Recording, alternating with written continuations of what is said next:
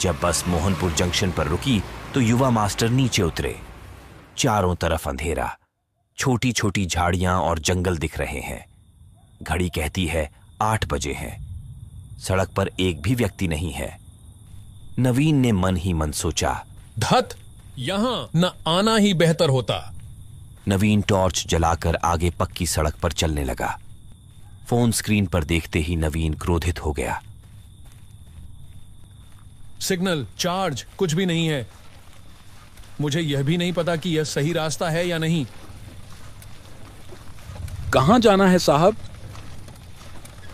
आवाज सुनकर नवीन ने आश्चर्य से पीछे देखा।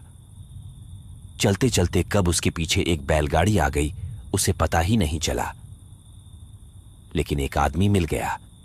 नवीन ने उत्तर दिया, हाँ, भट्टाचार्य का घर, ताड़ के पेड़ और तालाब के पास। वह तो बहुत दूर है। आपने दूसरी राह पकड़ ली। रात को ये सड़कें अच्छी नहीं हैं। मैं पड़ोस के गांव से हूँ। मुझे बाजार से लौटने में देर हो गई, नहीं तो मैं इस ओर ना आता। आइए बैठिए।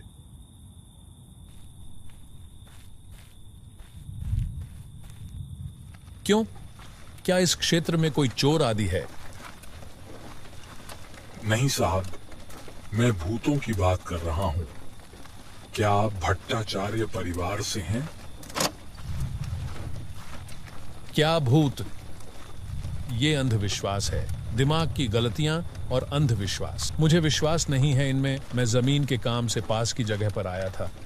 शाम हो चुकी थी, इसलिए मैंने अपने दोस्त के घर में रहने की व्यवस्था की। उसका नाम रॉबिन है। क्या आप उसे जानते हो? हाँ, मुझे पता है।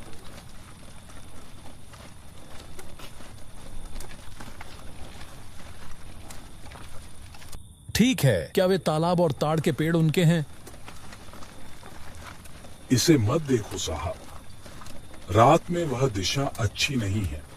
कृपया बैठिए। अरे हुर्र हुर्र।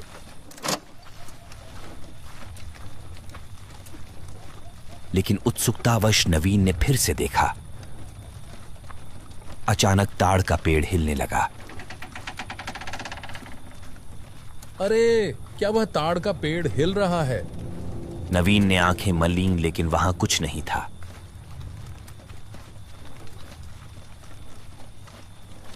अचानक गाड़ी रुक गई।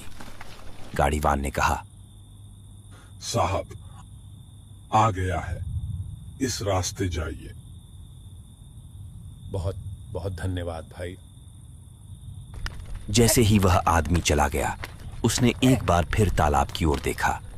वहां अंधेरे में एक ताड़ का पेड़ एक विशाल राक्षस की तरह खड़ा है।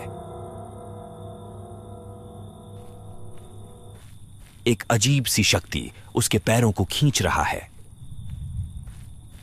वो कठपुतली की तरह आगे बढ़ने लगा, जैसे कि उसका दिमाग काम नहीं कर रहा है। साहब, साहब, साहब, उधर मत जाओ, वापस आइए। उधर वो है। एक तेज खिंचाव से नवीन को होश आ गया। सामने तालाब। उसने किसी तरह खुद को संभाला। पीछे मुड़कर देखें तो एक दुबला पतला बुजुर्ग आदमी हाथ में लालटेन लिए खड़ा था। नवीन ने पूछा, आप कौन? मैं रामधीन हूं सर। मैं इस घर का पुराना नौकर हूं।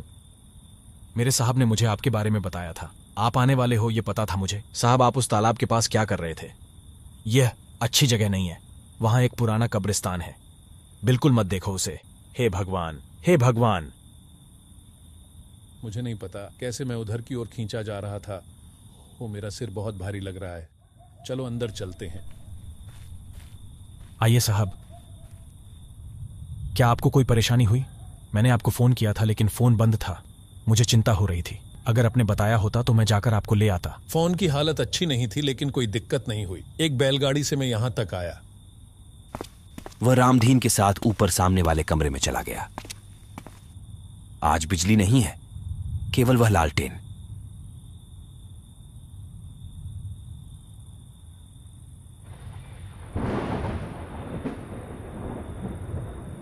नवीन ने जल्दी से हाथ धोकर खाना खाया और सो गया। रात गहरी है। अचानक एक औरत की हंसी की आवाज सुनकर उसकी नींद टूट गई। जब वह इसे सपना सोच के वापस सोने के लिए मुड़ा तो उसे फिर से वो हंसी सुनाई दी। नवीन डर के मारे उठ बैठा। अरे बाप रे, क्या ठंडी हवा है। मुझे खिड़की बंद कर देनी चाहिए, बारिश होगी शायद। मुझे लगता है हवा की वजह से मैंने आवाज सुनी। नहीं, मुझे अब सो जाना चाहिए। वह खिड़की बंद करने ही वाला था कि उसने दूर उस ऊंचे ताड़ के पेड़ को लहराते हुए देखा। ताड़ के पेड़ों के नीचे से एक साफ सफेद धुएं जैसी परत उठती है और चारों ओर फैल जाती है, और वहां से रह रहकर तेज रोशनी निकल रही थी। उसने सोचा कि यह उसका मतिभ्रम है और वह खिड़की बंद करने जा रहा था। तभी उसे एक आवाज सुनाई दी।